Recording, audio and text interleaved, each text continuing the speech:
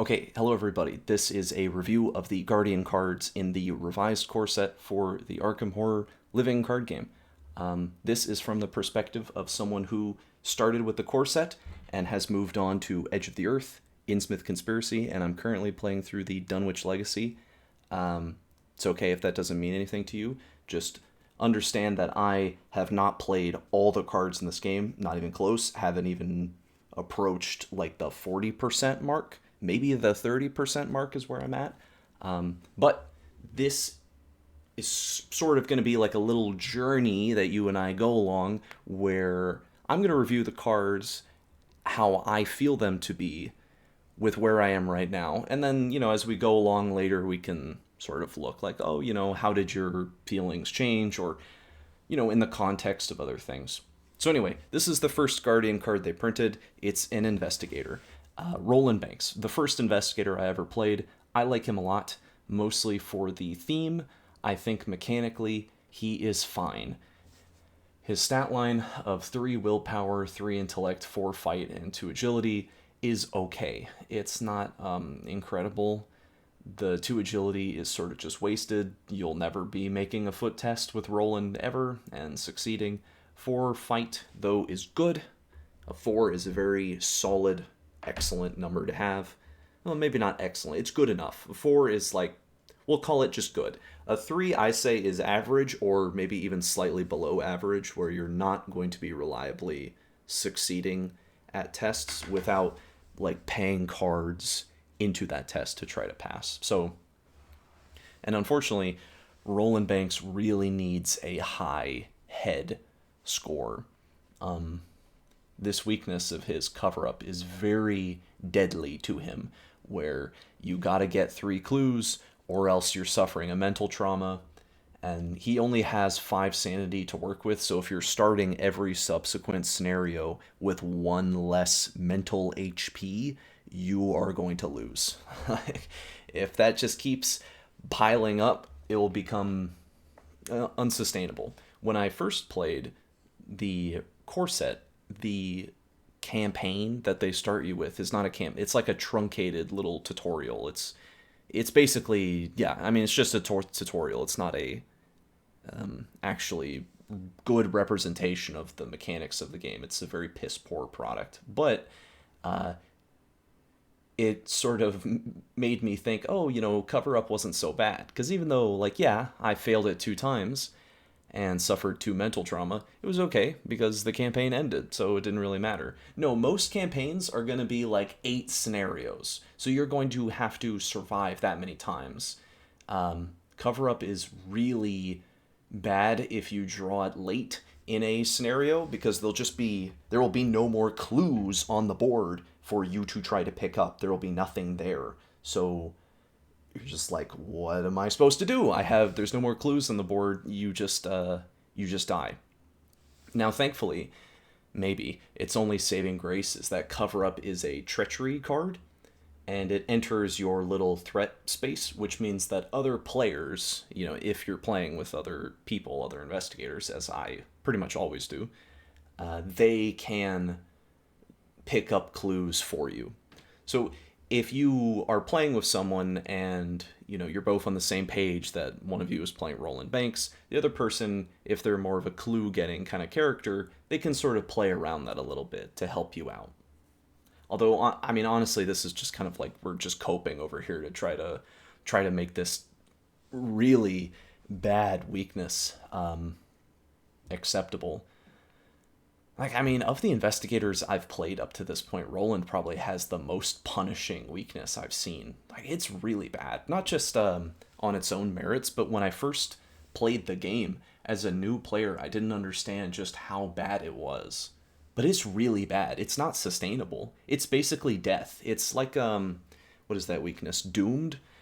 The basic weakness that if you resolve it 5 times, your character is just killed.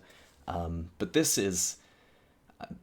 I guess this isn't as bad because you have more control, but it's like 1 step down from basically auto death, where 80% of the time you'll be able to successfully deal with cover up Maybe it'll be hard. Maybe it'll actually be really hard, but you'll be able to play around it and overcome the challenge. 20% of the time, you're screwed. You draw cover up, you just eat it. There's nothing, you have no control over it. You just die.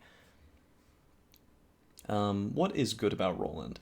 His ability is great. Discovering a clue for free is how you win the game. Getting clues is very useful. It kind of works with his weakness, obviously.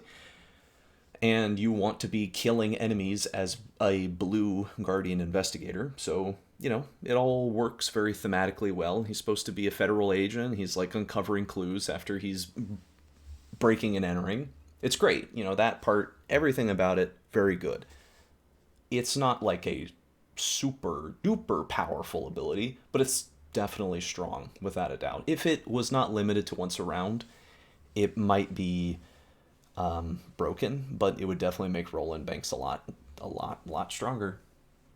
Also, his card selection options, where he can take Guardian cards 0 to 5 and Seeker, brown, yellow cards, whatever, 0 to 2. That's really good. I think the Seeker cards are the best cards in the game, and I think Guardian cards are maybe like second or third best. Maybe not. At least from my perspective, I think Guardian cards are very strong. So I imagine his deck building, very good. A plus even, like super great. Could obviously be better. His little firearm here, it's fine. It's not amazing. It's just kind of it's a default gun, gives you +1 fist, deals +1 damage. If you shoot an enemy in the core set with this gun, they'll probably die. And you'll probably discover a clue. And you know what? You paid 3 resources for 4 shots. That's a good trade. And you can always commit it for like a fist and a question mark, or a foot and a question mark. Don't do that, but if you needed to do that, you have the option to do it, of course. Overall, Roland Banks, he's fine. He's probably not a good investigator, just a little too weak, if only because his weakness is just really bad and his stat distribution is slightly, slightly suboptimal. Imagine if he had 1 foot and 4 head or 4 book. I think he would be a lot better for sure. But that's okay. How he is right now, it's fine. He's probably my favorite investigator thematically, though. Anyway, we've talked too much about this guy. Let's move on. So this is the 45 ACP, 45 automatic, the first gun, the first card for the Guardians. So Roland's, so his gun, he gave 4 ammo for 3 resources. This thing is giving you 4 ammo for 4 resources, but obviously any blue investigator can take this weapon, and you could run 2 copies of it. This is a good card. This is a perfectly reasonable option that all Guardians except Miss Chen should consider. It deals +1 damage. That's really what you're paying for. The additional +1 fist part, that's nice, and pretty much all weapons come with that as a facet. But the real thing, the reason you pay for resources, you put this card on the board, and then you actually spend an action to use the weapon. You're doing that because you want +1 damage. Because damage is really just another action. You're always trying to get ahead of the game. You're trying to spend fewer actions than you need to complete the scenario. So anything that gets you along faster in that way is good. Giving you +1 fist improves your odds of success. It does not inherently accelerate you, so that part of any sort of weapon, just not very interesting to me. But more damage is. That's really important, because then it's basically the difference of you either shoot the enemy and you kill him in 1 shot, or you have to shoot him 2 times. And maybe you don't have the chance, you don't have the time to shoot them a second time, so you must do it in 1 shot. Anyway, this is a fine card. You're paying 4 resources to do what I said 4 times, so you can get ahead of the game sort of 4 times.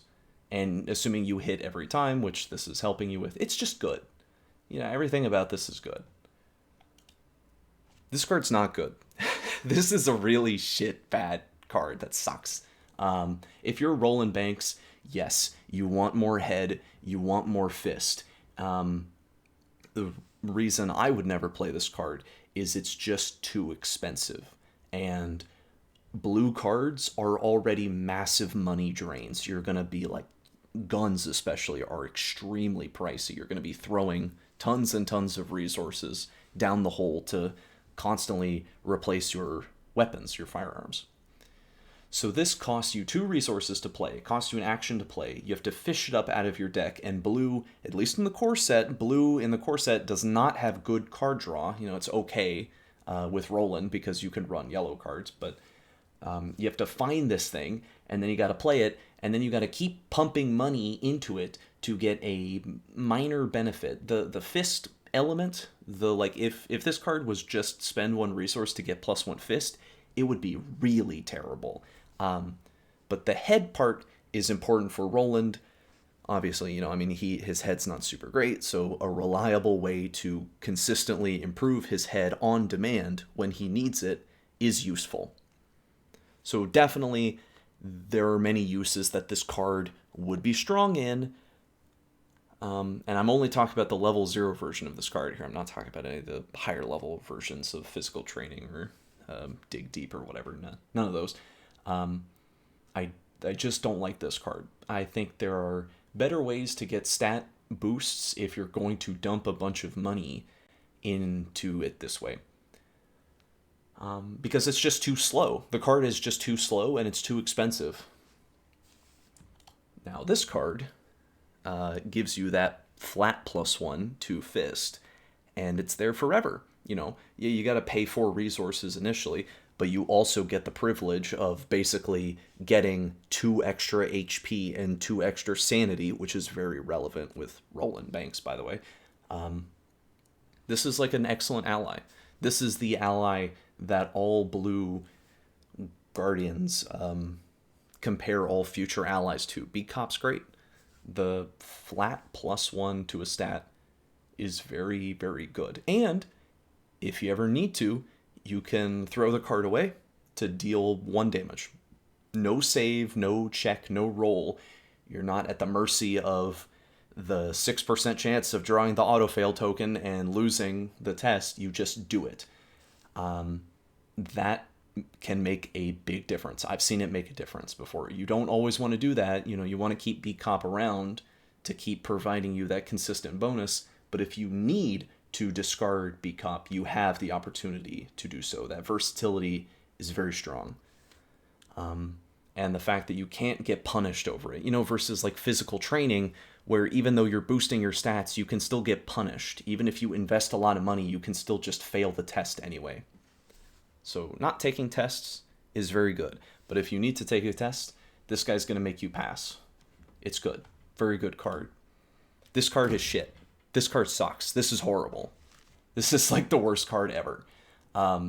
You spend 2 resources to play this thing, and you spent one of your 3 very rare actions, because over the course of a, we'll say, 10 round game, probably on the shorter end, you're going to get 30 actions. So you just spent one of your 30 actions to put this card on the board. You have to spend another action to use it, and you're going to be able to heal 1 damage or 1 horror from an investigator at your location. So, all right, it's kind of nice that you can like target yourself or you can target an ally. And sometimes you need healing. Sometimes if you don't get healed for 1 damage or 1 horror, you just can't safely exist in the scenario space anymore, because you can just draw a card that's going to blow you up. You're going to take 2 horror, you're going to take 2 damage, and there's not going to be a test associated with that card. You just die outright, and you don't have an ally or anything to soak. So in that case, yeah, First Aid is the best card you can possibly have at that moment. But realistically, you don't want First Aid, you want Beat Cop, because Beat Cop is going to do something similar. Beat Cop is going to give you 2 extra HP and 2 horror immediately. You just immediately get 2 horror and 2 HP healed effectively, sort of like extra maximum HP. And you paid 4 resources for it, granted double the cost, but it also comes with a flat bonus to your stats for the rest of the game. This thing is going to be just sucking away your action economy, in total 4 actions to heal 3 damage or 3 horror, or some mix of the two. And, I mean, that's a lot of healing in total. This is just too slow. It's way too slow. If you're actually spending actions to do this, it's like you play the card, you pay the action, maybe you pay the action again. We'll say you heal 2 damage, you draw a card, the card says take 2 damage. It's like, it's just the game will routinely do 2 damage or 2 horror to you. This thing can't outpace it cannot outpace the game. It cannot outpace the encounter deck. You should never play this card unless you are playing some sort of like maximum heal investigator that I'm not aware of, because as I said, I do not know all the investigators in the game or all the card combos that are possible. But as far as I'm concerned, this is a never, ever, never, absolutely not. 100% of the time, 0% of the time, take this card. Maybe that's wrong. Maybe there is a situation where First Aid level 0 is really good. Maybe when you upgrade it, you want to pay that fewer XP because it matters in some situation. I wager that such a situation is, it could potentially not exist, but maybe it'll exist in the future after more cards are printed. As it stands, I think this card is horrendous. And you should not use it, especially if you're rolling banks. This card is overpowered. This thing is super overpowered. It's 3 resources for infinite ammo. Obviously, that's absurd. It's not a weapon, or it's not a gun. It's a machete. You're just hitting someone with the blade. But unlike imagine if the 45 automatic was like 4 resources. 99 ammo. Like, that's pretty good. You're not going to shoot it 99 times, but the condition of the 45 automatic is that you're only going to be able to use it 4 times. You can use the machete, an infinite number of times a scenario. Let's just say 15 times a scenario you can use the machete. Does it have a condition? Yes, it does have a condition. You have to have only 1 enemy engaged with you, and that's the one that you're attacking with the machete. So if you're hitting something that your friend is engaged with, it's not going to work. You're going to have to spend the action to engage that enemy and then whack him with the machete. Or maybe someone else is going to have to pull stuff around. How often does that situation happen? Uncommon. It's not common. Its condition is... First off, the condition just basically doesn't come up, so almost as written, it's just +1 attack, +1 damage, so it's just better than the 45 automatic because it costs 3 resources. And in the situations where it does matter, it's very easy to play around 9 times out of 10. If, I'll engage the guy and I hit him with my machete, it's basically like you spent 2 actions to deal 1 damage each time. So effectively, not playing the machete, but you only have to take 1 test, so your probability of failure is lower. Anyway, even in the few cases where the machete condition proves to be a problem, it's generally very easy to avoid. If you're a blue investigator, if you're a guardian, you should take machete. You should always take machete if you can. Unless it's a campaign where you're going to be swarmed with a bunch of enemies, like 5 enemies at a time or something. And they all have 2 health. So then machete is not super good in that situation. Not really good at all. But if you're not in that situation, which I've never experienced myself, this is an always take 100% of the time. As far as I'm concerned, I will never play a blue investigator that does not run 2 copies of machete. It's just broken. Also, in case it's not obvious, I am not considering the taboo list in this review of cards. Obviously, the tabooed version of machete is not quite as strong as this. But that's fine. We're not talking about that. We're just talking about the cards that I was given when I bought the product. So that's what I'm working with. Guard Dog is a cool card. Costs 3 resources. And realistically, if you get maximum value out of it, maybe that's not realistic, but we'll fantasize and say, the guard dog is going to deal 3 damage because you're going to make it deal... You're going to have the guard dog take 1 damage increments, and so it's going to deal 3 damage and you paid 3 resources to do that damage, and you didn't even have to take a test to do that. You know, it's testless damage, but 3 times. Wow, that's great.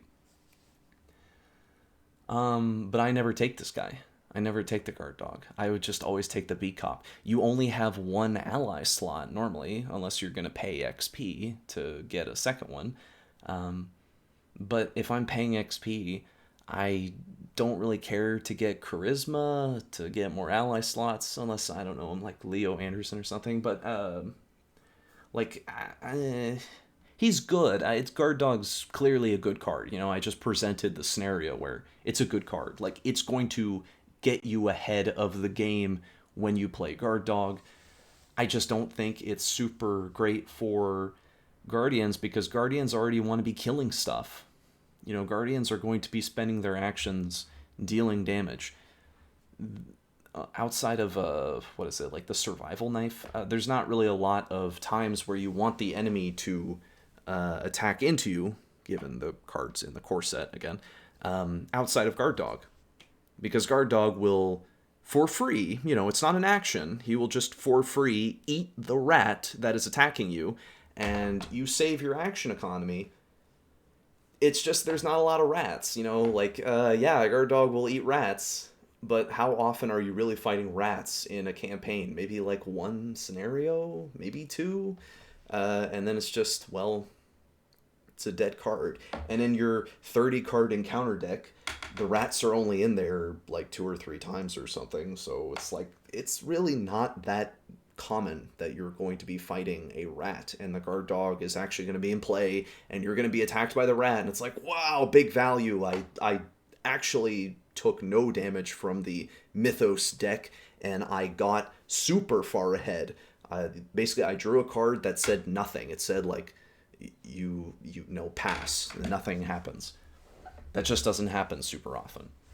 The Beat Cop is 100% of the time reliable. The Guard Dog is more often than not going to deal 2 points of damage to an attacking enemy. It's not going to deal 3 unless you, like, try to get efficient value out of it, or you get lucky. And also, only having 1 sanity to soak is bad if you're Roland Banks. And Roland Banks he's the person who can take these cards in the core set.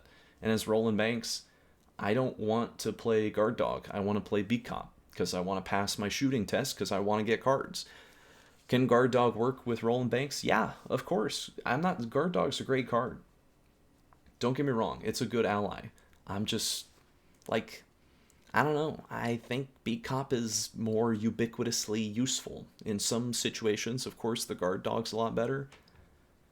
I don't really think I have anything more to elaborate on this point. Just, both allies are very strong. It's, you know, I'm not going to, like, disparage anyone for taking one or the other. They both make total sense, and they're both smart choices for sure. This card's great. It's Roland Banks. I don't know if that's actually him in the artwork of the card, but it should be, because it's just his ability. His ability, when you defeat an enemy, discover a clue, now you can pay 1 resource to do that again. So it's like you can discover 2 clues, and it doesn't cost an action. It just costs 1 resource. And a resource is, you know, you get 1 every single round. This is amazing. You can, in fact, you can collect the resource from the turn ending, and then, okay, you go through your whole investigation phase with 1 resource sitting, waited, you know, for evidence to play. You've got your Guard Dog in play, and then the rats come, and the rats bite you, and your Guard Dog bites the rats and kills the rats, and then you play evidence, and you discover 2 clues. That's like, yeah, nice. This is a good card. Very good. Super good. Blue is always going to be defeating enemies, and so getting clues is the way you win the game. More often than not, you're always going to need clues to win the game. So this is almost essential, I think. And now we have Dodge. Yeah, so as I said, basically good healing, but could be a dead card. It could be a dead card if you're fighting stuff like rats, you know? Like, the enemies that you're fighting are only going to deal 1 damage to you. It kind of feels bad to play a resource and the card itself to ignore 1 damage, But sometimes you're getting smacked for 2 meat damage and 2 brain damage, and it's like, wow, dodge was super good in that situation. But otherwise, it's like, you know. I think overall, what this card is doing for you, if you add it into your deck, it's probably going to heal you 1 HP and 1 horror. And that is a solid price to pay for 1 resource and the card slot, because it's fast, right? So it's not costing you an action. But I think it's decent. If you're rolling banks, it's a little less decent because there is a foot icon, and agility is just not really something that you care about too much as Roland Banks. You're not, that's hard for him to pass, so still a good card. But yeah, as I said, if you're fighting just like little piddly enemies that deal just tiny increments of 1 damage, it's not a good trade. It's not a good card in that situation. But if it's 1-1, it's decent, for sure. This card's good. It's definitely a situational card. Paying 5 resources to deal 3 untested, or testless, I should say, damage to even a single enemy is okay. And that could make the difference. So, yeah. Now, if you're killing 2 enemies with Dynamite Blast, that's really good. Any more than 2, it becomes crazy. Like you get a huge edge over the game, and you'll get really far ahead. Unfortunately, this is one of those super expensive blue cards, and blue doesn't have a lot of ways to generate money in the core set outside of like emergency cash.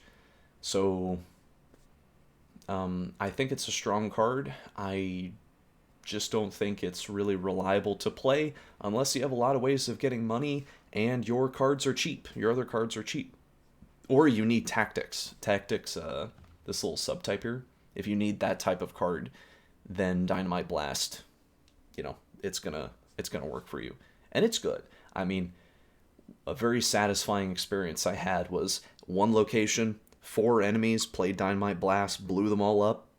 Super good. Crazy good.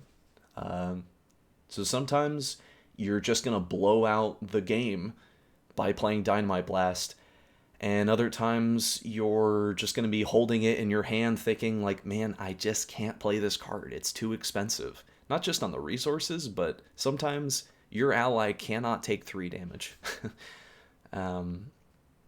So, yeah, it's sometimes a little difficult to finesse, but I think at least 1 copy of this card, you'll probably find you'll get some value out of it. It'll save you, especially in the core set.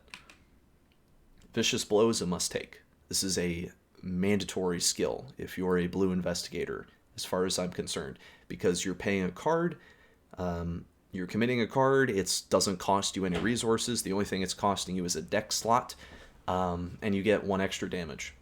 Super amazing. This can push you over the edge to the 3 damage threshold, maybe even 4 damage, or 5, depending on the weapon that you're using. You can just blow out enemies that the game designers expected to die in 2 attacks in 1 with Vicious Blow.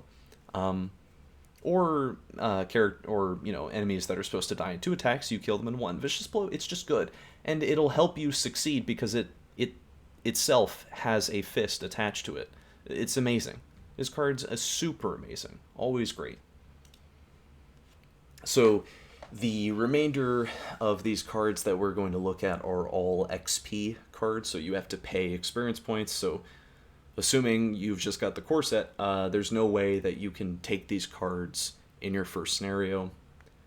So you have to succeed or fail. You just have to move on to another scenario to actually pick these up. So this one costs 1 XP, extra ammunition, place 3 ammo tokens on a firearm, costs 2 resources. If this is the 45 ACP, just imagine you paid 2 resources to get 3 more shots. That's an incredible trade. The 45 automatic is a super solid weapon. Playing extra ammunition on it is a totally reasonable option, and you will get ahead of the game if you need those extra shots. Extra ammunition has continued to be really good, as far as I'm concerned. Obviously, if you're not running firearms, it sucks and is useless. But, if you need ammo tokens, this is a super efficient way of getting ammo. You're paying almost nothing. Police Badge. Now, this is a good card. So, yeah, in the core set, the accessory slot for Guardians is not competitive. There are not very many options for Guardians to put their to fill in their accessory slot. So Police Badge isn't really competing with anything else in the core set, depending on who you are. But just on its own merits, if we ignore that part, 3 resources for +1 to a stat. It's already kind of like Beat Cop, but just better. You can commit it to a test for 2 heads, which is good. Getting a +2 to a test is definitely strong. And anytime you can just discard the thing and take 2 additional actions, even if it's not your turn. If someone else, if your friend is playing Arkham Horror with you, you can discard Police Badge to have them take 2 additional actions. I mean, that can sometimes you need those actions. 2 additional actions is really good. Like, the card itself, it's going to be consistently helping you with tests that you want to pass, especially if you're rolling banks. You really, really want this card. You really want the extra head stat, and you can get ahead of the game by pitching it at any time. It's great. Super good card. In strong consideration for most Guardians that need a head.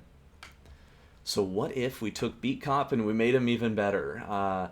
What's the difference between this and the other Beat Cop? This one, the free triggered ability, I believe is what it's called, does not discard the Beat Cop. It merely exhausts him, and he takes 1 damage, and then he deals 1 damage.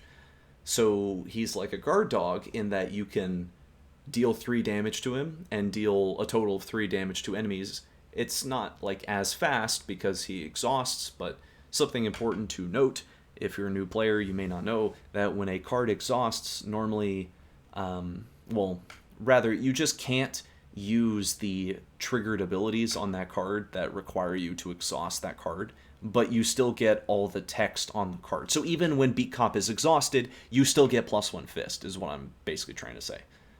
So this is just great. I mean, it's Beat Cop, but even better. Like, he's amazing.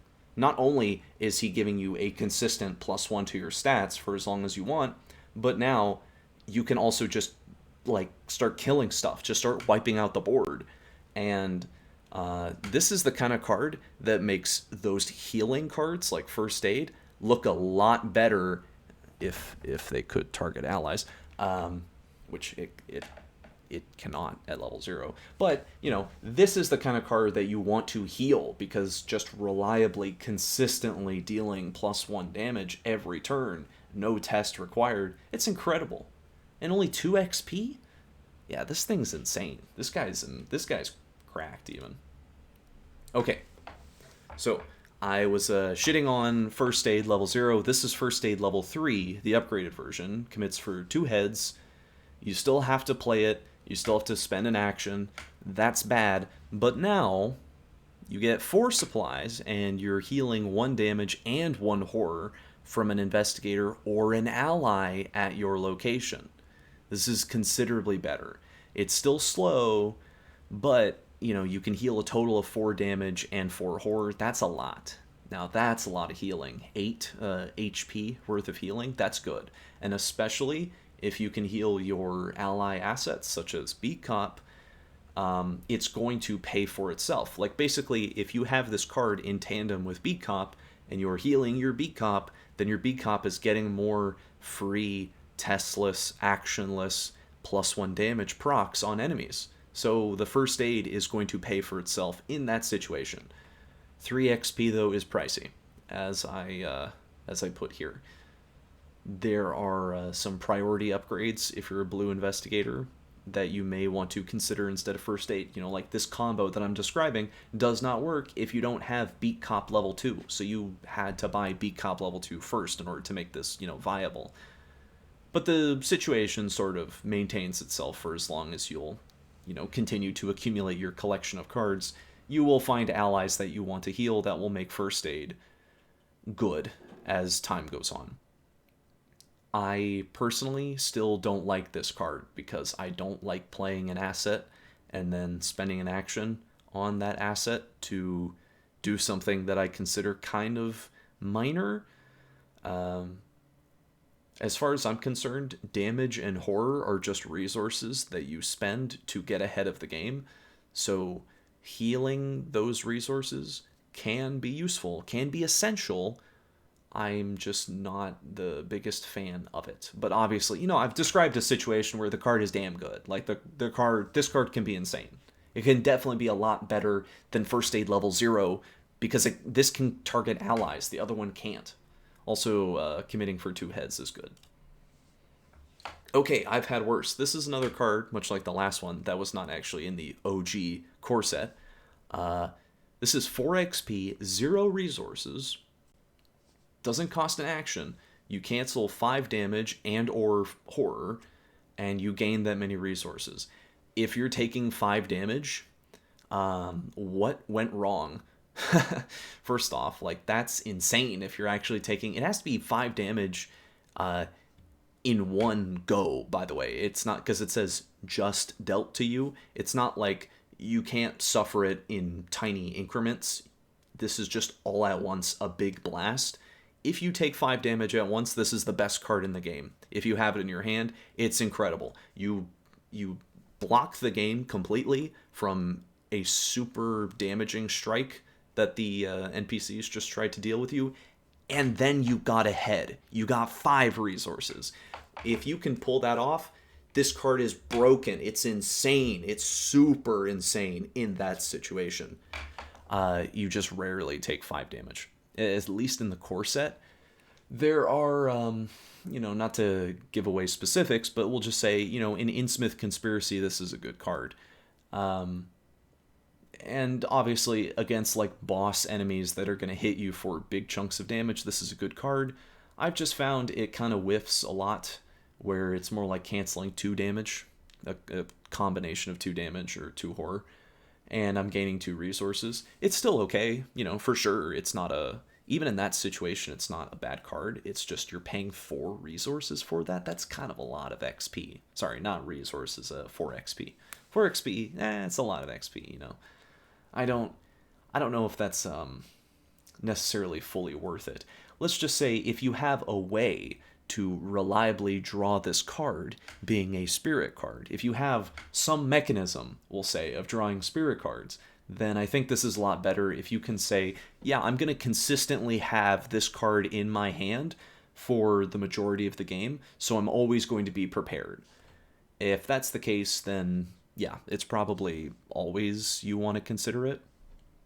But if you're rolling banks and you're using these cards that I've presented before you, I would consider other options before this one. But it's not a bad card. Definitely not. It's very good. And it can go off. Okay, the shotgun. In the core set, this is the biggest gun. Actually kind of sucks, because you're paying 5 resources to get 2 shots. Now, remember what I said earlier, if you're paying resources for a firearm, for a weapon, what you're paying for is the damage. So this thing, it's got a lot of words on it, but it's basically, you can deal 5 damage with this weapon. You have to actually succeed at your test by 5 or more. It just caps out at 5. Because each point you succeed by is 1 extra damage. So in the case that you deal 5 damage, this thing is insane. It's incredible. But when you fight with the weapon, you don't get +5 fist for the attack, you get +3. So, let's imagine you're going to pass the test on your own statistical merits, maybe by 0, then this card is going to deal 3 damage. You're paying 5 resources then to deal 6 damage. That's good. That's solid. That's above average. Is that worth 2 hand slots and 4 XP and 5 resources? Well, if you're just running the core set, Yeah, I mean, yes, you don't have another option. It's the only big gun that you've got if you've got the revised core set. It's just kind of on its own merits, not super good. If you're running extra ammunition, that we talked about earlier, and you put 3 more ammo tokens on shotgun, it's a lot better. That is, now you are gonna like kill stuff. That's really, really strong. Unfortunately, because the core set has no way for you to hold a shotgun and a pistol at the same time, or a shotgun and a machete at the same time, it's just a very difficult weapon to work with. Having only 2 shots, if you get swarmed by, you know, weak enemies that a guard dog can't deal with, then it's difficult. Like, what, you're going to have to use your beat cop to save you or something? Because the ammo on this thing is very precious. It's very rare. It's very precious to keep. You want to hold on to the ammunition shotgun has, because you want to use it to deal 5 damage. You don't want to use it to deal 2 damage. Any weapon can deal 2 damage more often than not. So why are you using a shotgun? Why'd you pay all this resources for just to kill, like, a lame cultist or something? It also has the situation where if you fail, you can absolutely like blow your teammate away, just complete, like, one shot kill them, which it's not happened to me, but I've definitely received and inflicted friendly fire damage in Arkham Horror before, and I would not want to be on the receiving end of a shotgun. It's just sort of a unfortunate liability. Yeah, I think unfortunately, because the weapon is restrictive on hand slots, it's really expensive, it doesn't have a lot of ammo, it's just not very good. In the situations where it is good, where you've got really high success rates, like you're pushing your stat line to like double digits, then this thing is going to vaporize whatever you target with it. It's just those situations don't happen often. Like, what, you're going to play physical training and shotgun at the same time, and you've already invested 7 resources, and in your 2 shots you're going to invest another like 6 resources in total. Who knows where you're magically coming up with this money, but this is a fantasy situation. You've invested 11 resources to get like a +6 basically on the attack, and we'll say you have beat cop on, so you got a +7, and Roland Banks is a 4, so you're attacking with an 11. Wow. And the enemy's got a 5, he's a boss monster or something, and you pull the token and it's a -3, so you deal 3 damage to it. It's like, wait, hold on, I invested a shit ton of resources and actions, and I actually didn't even do more damage than if I just shot with a 45 automatic and played Vicious Blow. It's like, it's just not great. Now, if you pull the 0 token in that situation, like, holy shit, like, you just fried that guy, like, that's super great. It's just kind of swingy, it's like a little luck based, and it doesn't, a plus, if it did if it was like +4 to this attack, or even +5 for this attack, it would be much better, because it's going to enable its own damage. But as it stands, it's just a little difficult to work with, because it's a little random. And unfortunately, that may be the biggest failing of the card. Is that as later cards come by, you just sort of realize, like, yeah, shotgun's not super good. It's okay, and if you build around it, it can be even better. It can completely blow out boss monsters. Anyway, I don't have any more cards to review, so that's the end of the video. Thank you for watching.